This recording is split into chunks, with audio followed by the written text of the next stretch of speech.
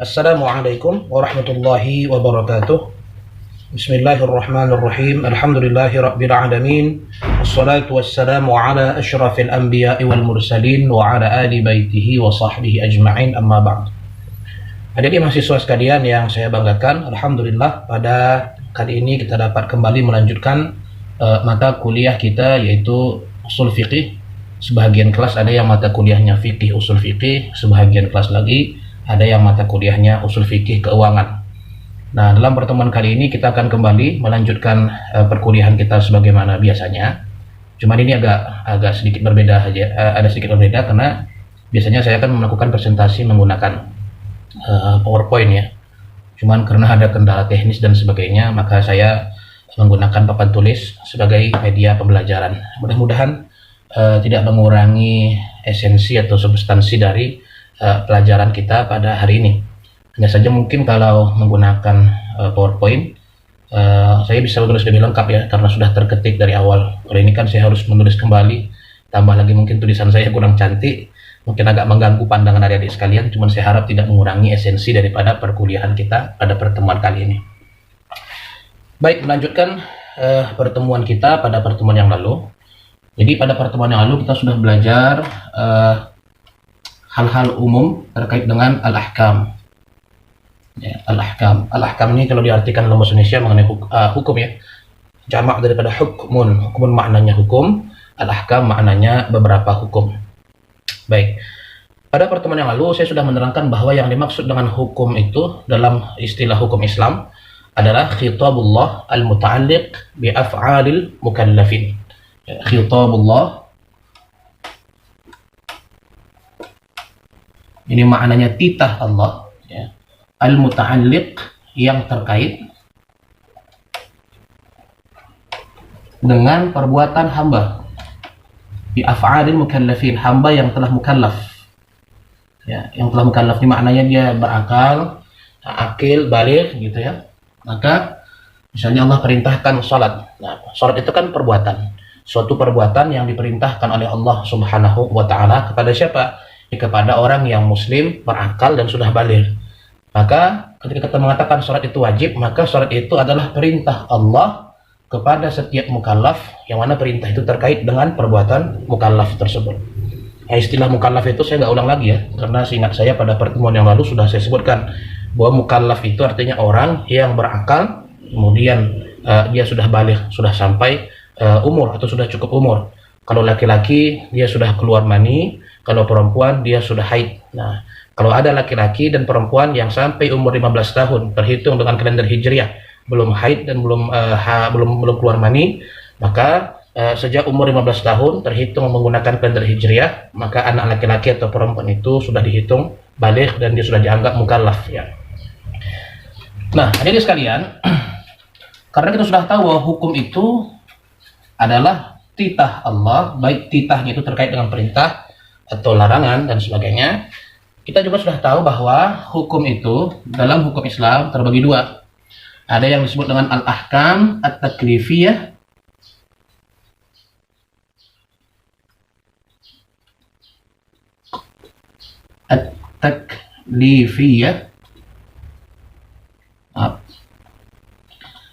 ada yang disebut dengan al-ahkam al-wad'iyah.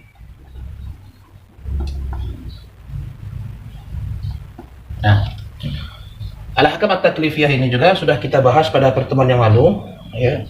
Hukum taklifi itu atau hukum taklifiyah itu adalah hukum yang sifatnya memberikan beban ya. Ada beban yang diperintahkan Allah kepada seorang mukallaf, yang mana beban ini sifatnya bisa tuntutan untuk berbuat, seperti wajib gitu ya, kemudian sunnah gitu ya, atau tuntutan untuk tidak berbuat, tuntutan untuk meninggalkan suatu perbuatan, misalnya perbuatan yang diharamkan atau perbuatan yang dimakruhkan, atau tuntutan yang sifatnya itu boleh memilih mengerjakan atau boleh memilih untuk tidak mengerjakan, atau perbuatan yang kita kategorikan sebagai boleh dikerjakan dan boleh tidak dikerjakan namanya perbuatan mubah alias boleh ya. Nanti akan kita terangkan rinciannya.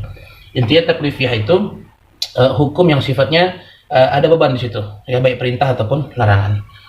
Jadi itu ciri khas taklifiyah. Adapun wad'iyah, dia bukan hukum yang terkait dengan beban, ya, tetapi wad'iyah, ya, itu hukum-hukum yang sifatnya di mana Allah menetapkan bahwa sesuatu itu menjadi syarat, Allah menetapkan sesuatu itu menjadi rukun, Allah menetapkan bahwa sesuatu itu menjadi pembatal suatu amal, ya, Allah menetapkan bahwa sesuatu itu menjadi mani' atau penghalang suatu amal.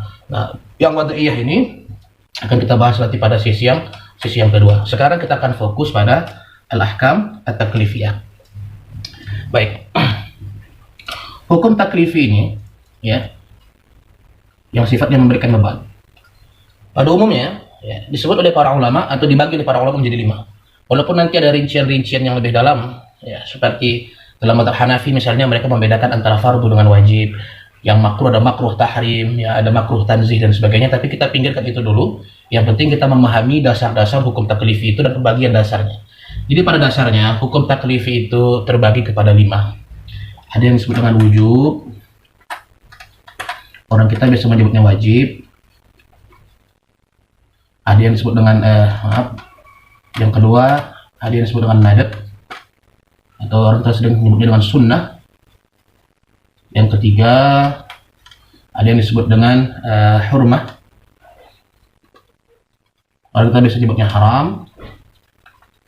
Kemudian yang keempat ada yang disebut dengan karahah, kita menyebutnya dengan istilah makruh. Yang kelima disebut dengan ibahah, orang kita biasa menyebutnya dengan istilah mubah. Nah, ini semua, ya, dalam kajian usul fikih disebut dengan dikenal, ya, dengan al-ahkam at-taklifiyah al-khamsah. Hukum taklifi yang 5. Nah, jadi kalau sebutkan hukum-hukum taklif yang 5. Nah, jadi kita sudah tahu yang pertama wajib, sunnah, haram, makruh, mubah. Ya, dalam bahasa Arab disebut dengan istilah wujub, nadab, kemudian hurmah, karahah, dan ibahah. Sekarang kita masuk pada definisi masing-masing, apa itu wajib, apa itu sunnah, apa itu haram, apa itu makruh, dan apa itu mubah atau ibahah. Nah, sekarang kita masuk pada yang pertama, yaitu wujub, atau yang disebut dengan istilah wajib. Sebenarnya antara wujub dengan wajib itu ada pembahasan ada klasifikasi yang rinci dalam ilmu usul fikih, ya. Dan dibedakan antara wujub dengan wajib, tapi kita pinggirkan itu semua karena tujuan kita adalah mengenal secara umum, supaya nanti kita di pertengahan perkuliahan ketika menemukan teks-teks kajian hukum Islam atau kajian ekonomi Islam, ketika mendengar istilah-istilah ini kita nggak lagi bingung, ya. Jadi kita pakai atau kita pelajari yang sifatnya betul-betul umum, supaya membantu kita memahami istilah-istilah yang akan kita gunakan dalam buku-buku hukum Islam atau dalam buku-buku kajian ekonomi syariah. Baik, sekarang kita masuk pada definisi wujub atau wajib, ya. Jadi wajib itu, saya bacakan teks Arabnya. Ini saya kutip dari satu kitab usul fikih kontemporer yang sangat baik untuk dipelajari oleh para mahasiswa, berjudul Al-Wajiz fi Ushul Fiqh, karya Al-Ustadz Profesor Dr. Wahbah Az-Zuhaili hafizahullah ta'ala.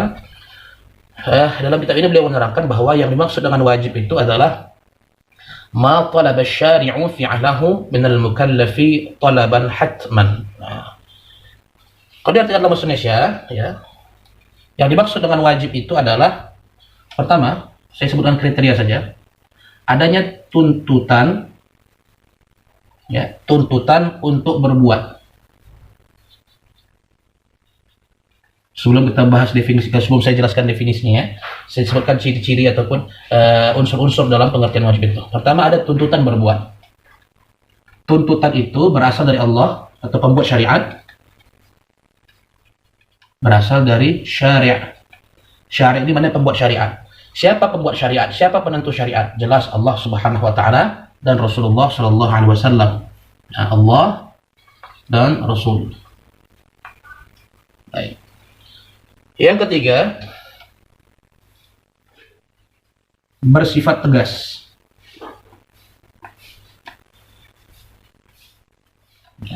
Sifatnya tegas, harus dikerjakan, ya.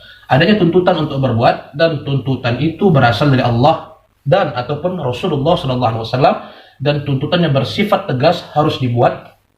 Jadi keempat, meninggalkannya berdosa.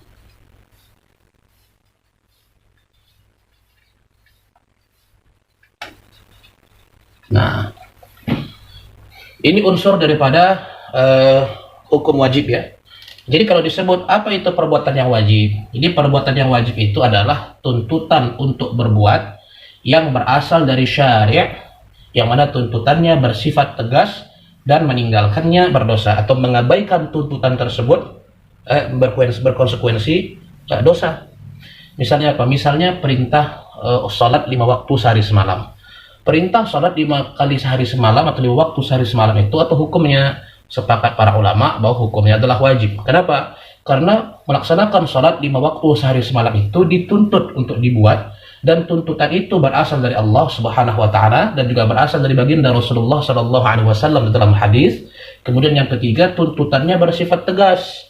Ya, misalnya dalam Al-Qur'an itu Allah Subhanahu wa taala menceritakan bahwa nanti di akhirat ada orang-orang yang masuk neraka Saqar namanya. Lalu penduduk surga bertanya, "Ma salakakum fi saqar?" Apa yang membuat kalian masuk ke dalam neraka Saqar? Nah, jawaban orang-orang penduduk neraka Saqar, ya, mereka mengatakan, qalu lam naku minal musallin. Di antara sebab kenapa kami masuk ke dalam neraka Saqar, karena sewaktu di dunia kami tidak termasuk orang yang melaksanakan salat. Nah, berarti tuntutannya tegas dan meninggalkannya berkonsekuensi dosa. Nah, itulah definisi wajib. Misalnya yang wajib itu perintah melaksanakan puasa Ramadan, kemudian perintah melaksanakan zakat bagi yang mampu, perintah melaksanakan haji bagi yang mampu, dan banyak lagi lah ya, dalil-dalil dalam Al-Quran maupun hadis Nabi Shallallahu Alaihi Wasallam yang menjelaskan tentang beberapa perbuatan yang dituntut untuk dibuat dan bersifat tegas, dan meninggalkannya berkonsekuensi dosa. Kemudian ada yang disebut dengan ini saya jelaskan sedikit, walaupun nanti nggak semua yang hukum 5 itu akan saya terangkan rinciannya, cuman dalam istilah wujud ini memang ada pembagian atau klasifikasi yang perlu difahami. Nah, klasifikasi itu adalah sebagai berikut. Nah, wajib itu terbagi pada dua. Ditinjau dari apakah perbuatan itu wajib kepada semua orang atau wajib kepada sebagian orang. Ada yang disebut dengan wajib fardi atau disebut dengan aini. Ya.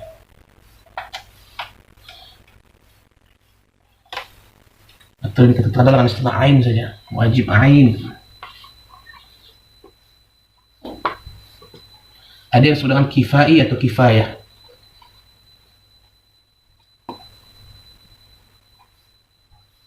Baik.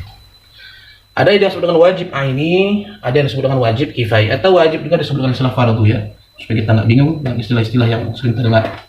Nah, ini wajib dengan fardu menurut mayoritas para ulama, atau yang kita kenal dengan istilah jumhur. Jumhur itu maknanya mayoritas. Jadi kalau ke depan saya menyebut istilah jumhur ulama, itu maknanya mayoritas para ulama. Jumhur ulama dari kalangan 3 madhab Maliki, Syafi'i, Hambali, tidak membedakan antara wajib dengan fardu. Yang membedakan wajib dengan fardu itu mazhab Hanafi, cuma saya nggak bahas rinciannya karena saya rasa dalam konteks mengenal secara umum ini kurang terlalu substansi untuk dibahas. Wajib terbagi dua, yaitu aini atau kifai, atau fardu terbagi dua, fardu ain dan fardu kifayah. Kalau yang aini, nah, yang disebut dengan aini itu artinya secara personal, ya. Wajib aini wajib kepada seluruh person, wajib kepada seluruh individu muslim. Misalnya Allah Subhanahu wa taala perintahkan, wa aqimus shalah, tegakkanlah salat. Nah, setiap mukallaf, orang yang sudah baligh, dia berakal, maka dia wajib melaksanakan sholat fardu 5 kali sehari semalam tanpa terkecuali, ya. Selama tidak ada penghalang, misalnya dia tidak haid, dia tidak sedang nifas, maka dia wajib melaksanakan sholat fardu 5 kali sehari semalam secara individu. Nah, nggak bisa diwakilkan kepada orang lain. Tapi kalau fardu kifai, nah, kalau fardu kifai atau fardu kifayah, ini adalah kewajiban yang sifatnya itu komunal atau dilakukan oleh bahasa yang lebih tepat itu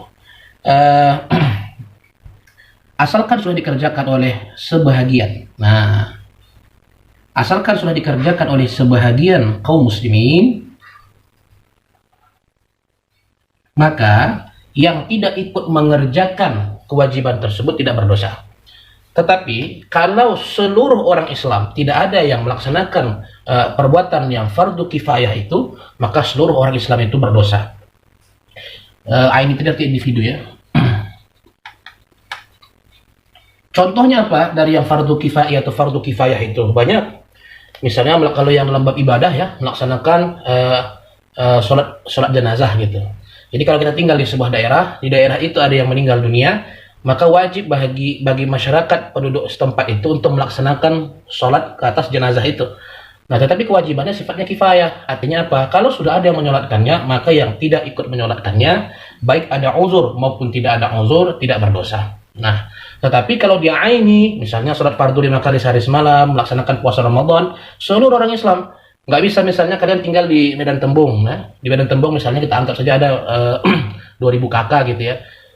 Oh, kami nggak puasa, kenapa? Karena sudah ada 1900 kakak yang puasa, jadi kami nggak apa-apa. Oh, nggak bisa. Kenapa? Karena selama kamu tidak ada penghalang, misalnya tidak sedang haid, tidak sedang nifas gitu ya, maka wajib kamu melaksanakan puasa itu. Nah, karena tuntutan puasa Ramadan itu sifatnya aini. Tapi kalau di Medan Tembung ada yang meninggal dunia dan sebahagian orang sudah menyolatkannya, maka kalian yang tidak ikut menyolatkannya tidak berdosa walaupun kalian masyarakat di Medan Tembung. Contoh lagi yang fardu ataupun yang wajib aini atau wajib kifayah, yang wajib kifayah itu adalah misalnya ta'allumil sina'at, itu disebut oleh Syekh Wahbah dalam kitabnya ini. Ta'allumus sina'at maksudnya mempelajari cara-cara memproduksi barang. Misalnya kita kan orang Islam butuh kepada pakaian ya, kita butuh baju, butuh celana, sarung untuk sholat dan sebagainya. Kalau kita nggak ada yang belajar cara buat baju, nggak ada yang belajar cara buat celana gitu ya, maka ya kita gimana kita mau sholat? Padahal sholat itu kan wajib. Nah, maka mesti ada orang Islam yang mempelajari cara membuat pakaian, cara membuat pakan ya, mengolah beras, kemudian ada yang menjalankan perekonomian, ada yang menjalankan pengadilan. Pokoknya yang sifatnya untuk kemaslahatan umum, mesti ada orang Islam yang melaksanakan itu. Kalau tidak satu pun orang Islam yang melaksanakan itu, maka semua berdosa. Maka mesti ada orang Islam yang mempelajari kedokteran, mesti ada orang Islam yang mempelajari ilmu-ilmu perekonomian, mesti ada orang Islam yang menjadi hakim, menjadi dokter, menjadi insinyur. Kenapa? Karena kalau itu semua nggak ada, tidak ada orang Islam yang melakoninya, ya kita berdosanya semua ini. Kenapa? Karena akan menyulitkan kehidupan kaum muslimin. Nah, padahal ya menyulitkan kehidupan orang lain itu perbuatan yang sangat buruk. Maka mesti ada sebagian orang Islam yang melaksanakan tugas mempelajari ilmu-ilmu tersebut. Baik, itu pembahagian wajib aini dan wajib kifai. Nah, yang kedua kita masuk pada nadab. Ya, hukum nadab atau dalam bahasa Arab kalau mau dibarisi dengan nadbun. Bisa juga disebut dengan mandub atau dikenal juga dengan istilah sunnah.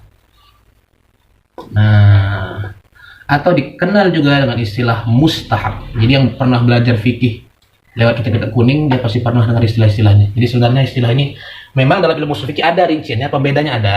Cuman dalam tujuan mengenal hukum Islam ini kita nggak usah pada hal-hal yang rinci seperti itu. Sekali lagi saya sebut ya. Jadi nadab, mandub, sunnah, mustahab pada dasarnya adalah sama. Nah, ya. Tapi karena yang populer adalah kata-kata sunnah, nah, maka kita akan mempelajari atau menggunakan istilah yang lebih umum, yaitu sunnah. Baik, sunnah ini definisinya lebih kurang sama dengan wajib tadi. Ya. Hanya saja perbedaan antara sunnah dengan yang wajib pada poin nomor 3 dan 4. Poin nomor 1 tadi sama, ada tuntutan. Ya. Tuntutan tidak tegas. Yang kedua berasal dari syariah.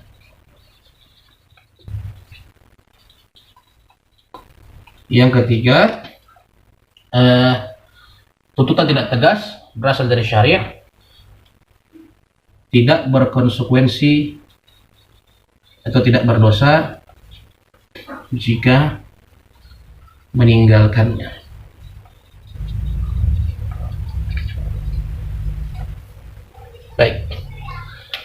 Ada tuntutan dari pembuat syariat, ya. Cuman tuntutannya tidak tegas. Apa makna tidak tegas? Artinya ini, tidak berdosa jika meninggalkannya. Contoh, baginda Rasulullah SAW bersabda, "Idza dakhala ahadukumul masjida fala yajlisanna hatta yusalli rak'ataini." Apabila salah seorang di antara kamu masuk ke dalam masjid, maka janganlah dia langsung duduk sebelum melaksanakan salat 2 rakaat. Nah, salat 2 rakaat setelah kita masuk ke masjid sebelum duduk, itulah yang kita kenal dengan istilah salat tahiyatul masjid. Pertanyaannya, apakah wajib atau apakah berdosa kalau kita masuk ke masjid langsung duduk tidak mengerjakan salat tahiyatul masjid? Jawabannya jelas tidak. Kenapa? Karena Rasulullah SAW tidak melarang secara tegas perbuatan tersebut. Dia hanya memerintahkan sebaiknya ya dikerjakan, jangan langsung duduk untuk menghormati masjid yang kita masuki itu. Nah, jadi ada tuntutan tapi tidak tegas. Tuntutannya berasal dari syariat, bisa berasal dari Allah Subhanahu wa taala, bisa berasal dari Nabi sallallahu alaihi wasallam. Apa makna tidak tegas? Tidak berdosa jika meninggalkannya. Misalnya dalam Al-Qur'an, ya. Adik-adik bisa cek nanti dalam Al-Qur'an surah Al-Baqarah ayat 282 di mana Allah Subhanahu wa taala memerintahkan kepada orang yang melakukan transaksi hutang piutang, ya ayyuhalladzina amanu idza tadayantum bidainin ila ajalin musamma faktubuh. Wahai orang-orang yang beriman, apabila kalian saling melakukan hutang piutang sampai batas waktu tertentu, sampai tempo tertentu, faktubuhu, maka tulislah, catatlah hutang tersebut. Nah, mesti ada pencatatan. Ini perintah Allah, faktubuh, ada perintah di situ. Nah, tapi perintah itu tidak tegas. Makna tidak tegas, tidak berdosa jika kita meninggalkannya. Artinya kalau kita melakukan hutang piutang, tapi tidak kita catat hutang piutang itu, hanya sekedar diingat saja, tidaklah sampai berdosa. Dari mana kita tahu? Ada indikasi dalam lanjutan ayat setelahnya. Allah Subhanahu wa taala berfirman, "Fa in amina ba'dukum ba'dha falyu'addil ladzi tumina amanatah." Nah, tetapi kalau kalian saling percaya mempercayai, ya sudah nggak apa-apa, tidak ditulis. Yang penting hendaklah mereka saling menunaikan amanat yang telah mereka sepakati bersama. Yang penting mereka telah menunaikan kewajiban mereka bersama atau amanat yang telah mereka sepakati bersama. Baik, itu pengertian sunnah. Kemudian ada yang kita kenal dengan istilah makruh, karohah. Kita pada hurmah, hurmah. Yang ketiga hurmah atau yang lebih kita kenal dengan haram. Nah, kalau haram itu lawan daripada wajib. Kalau tadi wajib ada tuntutan untuk mengerjakan sesuatu secara tegas, ini maknanya tuntutan untuk tidak melakukan suatu perbuatan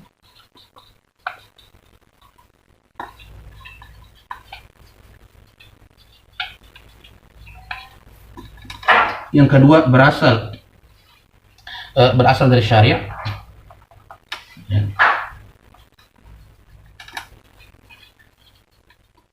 Yang ketiga, maaf sini saya tambah sekali lagi, tuntutan tegas. Nah, yang ketiga, unsur daripada haram itu adalah melanggarnya berdosa. Jadi haram itu maknanya ya tuntutan tegas untuk tidak melakukan suatu perbuatan yang mana tuntutan itu berasal dari syariat dari Allah Subhanahu wa taala dan dari baginda Rasulullah sallallahu alaihi wasallam. Kemudian yang ketiga, melanggarnya berkonsekuensi dosa. Misalnya, ya mudah saja ya, larangan berzina. Allah Subhanahu wa taala berfirman, "Wala taqrabuz zina." Janganlah kalian berzina. Kemudian larangan memakan harta orang lain secara tidak benar, merampas harta orang lain atau menipu orang lain dengan makar dan sebagainya. Allah berfirman dalam Al-Quran, "Wala ta'kulu amwalakum bainakum bil batil." Janganlah kalian saling memakan harta sesama kalian dengan cara yang batil. Nah, ini semua perbuatan haram. Nah, apa makna haram itu? Tuntutan dari Allah, dari baginda Rasulullah untuk tidak melakukan suatu perbuatan dan melanggarnya berkonsekuensi dosa. Kemudian yang keempat, ada yang kita kenal dengan istilah makruh.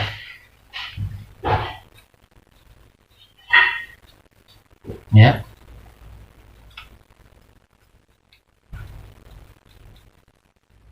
Baik. Makruh sebenarnya sesuatu yang mirip dengan haram, hanya saja di sini ada poinnya, tuntutan tidak tegas. Nah, dari sini ada tambahan, meninggalkannya tidak berdosa. Atau melanggarnya tidak berdosa. Nah, makruh adalah tuntutan tidak tegas untuk tidak melakukan suatu perbuatan. Ada tuntutan di situ, yang mana tuntutannya berasal dari syariat, berasal dari Allah Subhanahu wa taala, atau berasal dari baginda Rasulullah sallallahu alaihi wasallam. Hanya saja tuntutannya tidak tegas, ya. Apa makna tidak tegas? Maknanya kalau kita melanggar larangan tersebut tidak berkonsekuensi dosa. Nah, misalnya di dalam sabda Nabi sallallahu alaihi wasallam, ya, baginda Rasulullah sallallahu alaihi wasallam menyatakan demikian. Innallaha harrama 'uquqal ummahat wa wa'dal banat wa man'an wahad. Allah Subhanahu wa taala melarang kalian, yaitu kaum muslimin, untuk namanya 'uquqal ummahat, untuk berbuat durhaka pada orang tua, kemudian mengubur anak-anak. Wa karihalakum thalathan. Allah memakruhkan. Nah, Allah menuntut kalian dengan tuntutan yang tidak tegas untuk melakukan 3 hal. Nah, di antara yang Allah larang, tetapi larangan tersebut tidak tegas, di antaranya kasratus soal, yaitu banyak bertanya. Ya, banyak bertanya. Wa idha'atul mal, yaitu menggunakan harta secara tidak tepat sasaran. Maksudnya gini, banyak bertanya itu tidaklah perbuatan haram. Tapi kan kita tahu ya, orang kalau banyak tanya ini tidak menyenangkan. Ya, tidak menyenangkan. Misalnya ini ada ilustrasi yang unik nih. Ada sebuah film di mana ada orang, dia mau beli makanan tuh. Dia tanya, "Pak, di sini ada jual makanan?" "Oh, ada. Mau makanan apa?" "Apa saja yang ada, Pak?" Di sini ada roti, ada nasi, kemudian ada mie dan sebagainya." "Mie-nya merek apa, Pak?" "Merek A, merek B, merek C." "Yang merek B berapa harganya, Pak?" "Sekian." "Merek B ini sekian, yang C sekian." "Oh, bisa mahal ya, Pak?" Semua ditanyanya. Ya, ujung-ujungnya yang dia beli cuma sebiji, ya. Itu pun bukan mie, yang dia beli roti.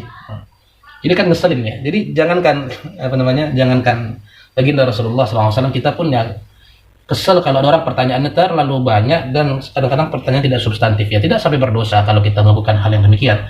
Cuma ini perbuatan yang tidak baik, ya.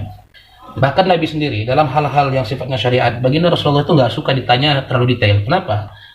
Karena biasanya ketika seseorang bertanya terlalu detail kepada baginda Rasulullah SAW, Allah akan menurunkan hukumnya dari lewat Al-Quran, ya, ataupun lewat wahyu yang lain yang sifatnya bukan Al-Quran, misalnya hadits qudsi, ya. Dan ketetapan atau jawaban yang datang dari Allah itu akan menjadi kewajiban kepada kita. Makanya Rasulullah SAW kurang suka kalau para sahabat itu bertanya secara detail, karena nanti akan membebankan para sahabat sendiri.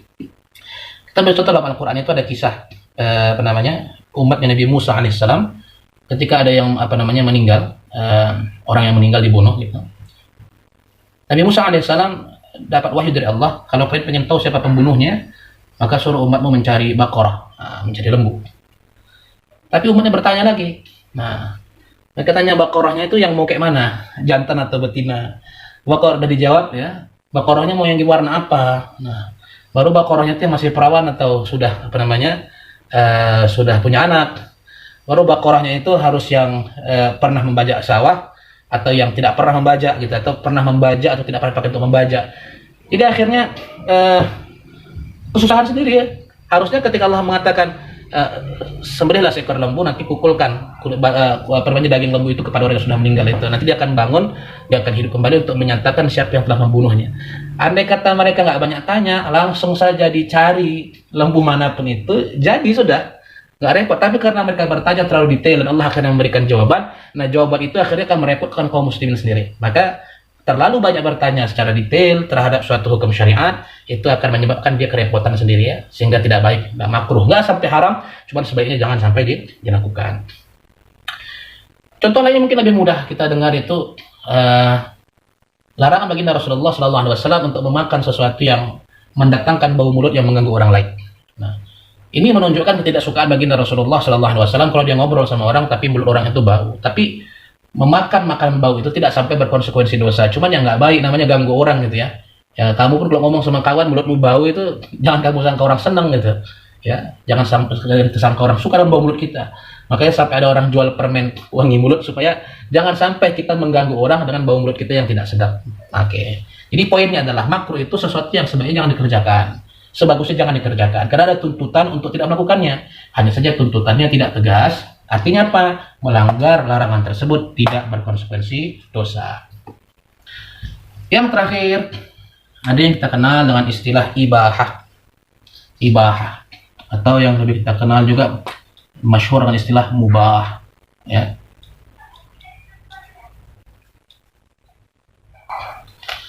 Nah, mubah ini unik dia. Kenapa unik? Karena dia bukan bersifat tuntutan. Dia bersifat takhyir.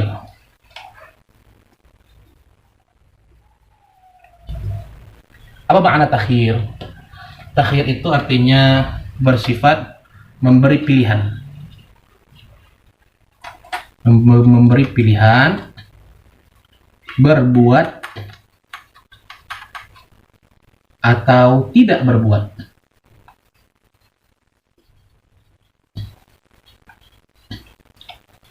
Yang mana takhyir itu datang dari syari', ya.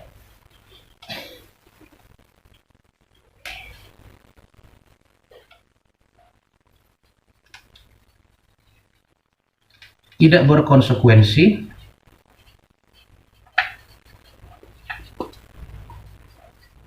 nah, bisa menjadi ibadah